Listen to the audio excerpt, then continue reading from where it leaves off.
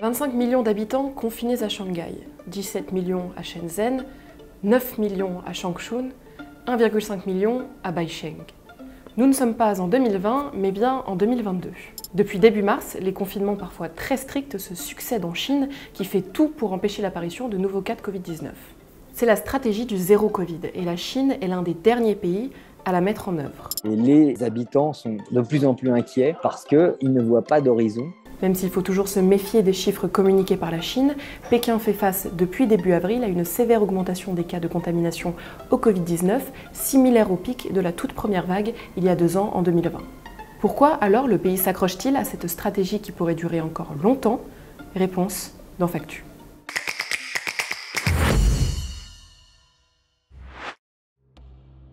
En France, les cas positifs ne cessent d'augmenter depuis début mars, atteignant aujourd'hui 140 000 cas quotidiens. Les hospitalisations, elles, ont recommencé à augmenter fin mars. Pourtant chez nous, ni confinement, ni masque, ni politique de tests massifs, ni quasi-fermeture des frontières. C'est ce qu'on appelle la stratégie de mitigation. Nous vivons avec le virus qui circule.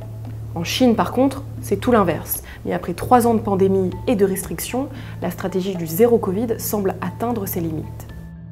Cette politique draconienne vise à empêcher l'apparition de nouveaux cas de Covid-19 à travers notamment des confinements à répétition dès qu'un foyer de contamination est repéré, des campagnes de dépistage massif, l'isolement et la mise en quarantaine systématique des malades et la fermeture de certaines frontières. Cette stratégie du tester, tracer, isoler, poussée au maximum, c'est-à-dire qu'on n'accepte pas qu'il y ait une seule chaîne de contamination qui ne soit pas sous contrôle. Le 14 mars, notre correspondant en Asie écrivait dans le Figaro « Aller au bureau prend des allures d'expédition à haut risque. Il faut emporter une valise de survie au cas où on se retrouve bloqué dans les locaux.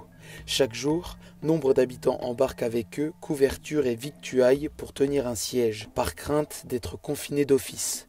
Quand Omicron est détecté quelque part, les autorités bouclent les immeubles sans ménagement. » Quelques jours plus tard, un strict confinement était réinstauré à Shanghai. Des milliers de soignants et l'armée ont été envoyés en renfort pour mener des tests de dépistage. Des halls d'exposition de la métropole ont été transformés en centres de quarantaine, comme en 2020. The building where the quarantine center is located is Shanghai Expo building. You can see the roof, you can see the whole hall. There are no showers here and we're not allowed to receive any parcels from the outside world, so we cannot order any food or anything from home. Official information about any plans, any arrangements, we don't know when we're going to leave, and we also have no idea how many tests we need to leave this place. Mais pourquoi alors la Chine s'obstine-t-elle à ne pas laisser le virus circuler? Première raison, la faiblesse de la couverture vaccinale des Chinois. Si vous prenez 2 doses de Sinopharm ou de Sinovac, vous êtes moins bien vacciné qu'avec 2 doses de vaccin ARN messager, mais vous êtes quand même très protégé. Et si vous prenez 3 doses, vous êtes aussi bien protégé qu'avec le vaccin ARN messager. Donc en fait, simplement, il faut 3 doses pour être bien vacciné. Le problème des Chinois, c'est qu'ils n'ont pas réussi à vacciner toute leur population avec la même ferveur qu'en Occident. Alors qu'en France, à peu près 83% des plus de 65 ans ont reçu un schéma vaccinal complet avec une dose de rappel, en Chine, il y a seulement 40% des gens de plus de 60 ans qui ont obtenu une 3e dose. Cette 3e dose est considérée comme très importante pour pouvoir assurer une protection relativement forte contre le virus. D'ailleurs, les personnes âgées ou vulnérables sont nombreuses à craindre les effets secondaires du vaccin et beaucoup ont été dissuadés par des médecins de se faire vacciner. Il est donc très compliqué pour la population chinoise d'atteindre l'immunité collective tant convoitée dont les pays occidentaux se rapprochent. Deuxièmement, les hôpitaux très vite surchargés.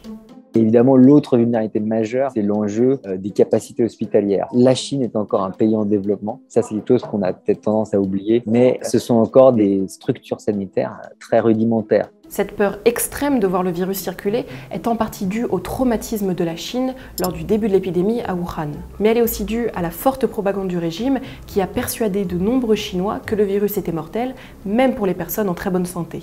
Ce qui a pu provoquer des situations qui ont indigné beaucoup de Chinois. Depuis quelques jours, des vidéos circulent sur les réseaux chinois.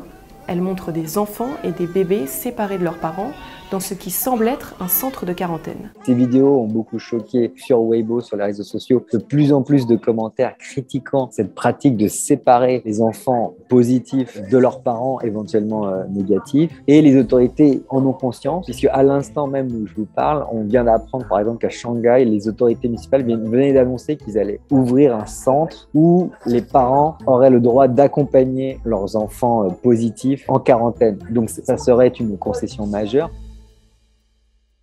Enfin, comme souvent, il y a l'enjeu politique. On a aussi un calendrier politique particulier en Chine cette année. À l'automne va se tenir un grand congrès du parti. C'est le plus grand rendez-vous politique dans la Chine communiste, tous les 5 ans. C'est un petit peu comme l'élection présidentielle en France, aux États-Unis. C'est-à-dire qu'ils ont affirmé que le système chinois était le meilleur pour endiguer l'épidémie. Et donc aujourd'hui, évidemment, face à une recrudescence, est-ce que ça met en échec la politique zéro Covid? Le problème, c'est que cette stratégie semble asphyxier le pays qui n'en finit pas de se battre contre les variants du Covid-19. Mais le gouvernement maintient coûte que coûte sa stratégie du zéro Covid. Pour le moment, les signaux qui viennent de Pékin sont des signaux plutôt décourageants, sont des signaux de fermeté. On maintient la ligne zéro Covid. Le président Xi Jinping l'a encore redit récemment. Tant que la stratégie fonctionne en Chine, qu'il y a très peu de morts du Covid en ce moment, alors ils peuvent peut-être gagner le temps qui leur permettrait de regagner les points de vaccination des personnes âgées qui leur manquent. La plupart des experts estiment que la Chine va rester fermée au moins jusqu'à la fin de l'année, mais ça, c'est le pronostic, on va dire, optimiste. D'autres pensent que ça peut durer jusqu'en 2023, voire 2024. Aujourd'hui, on sait qu'on ne pourra pas éradiquer le Covid. Le zéro Covid est probablement illusoire, mais encore une fois, aujourd'hui, les Chinois n'ont pas beaucoup le choix parce que tant qu'ils n'ont pas vacciné bien leurs personnes âgées, ils sont beaucoup trop à risque. Les dirigeants chinois préfèrent ne pas voir cette hécatombe qui, sur le plan social et probablement politique, serait effroyable en dehors du plan sanitaire.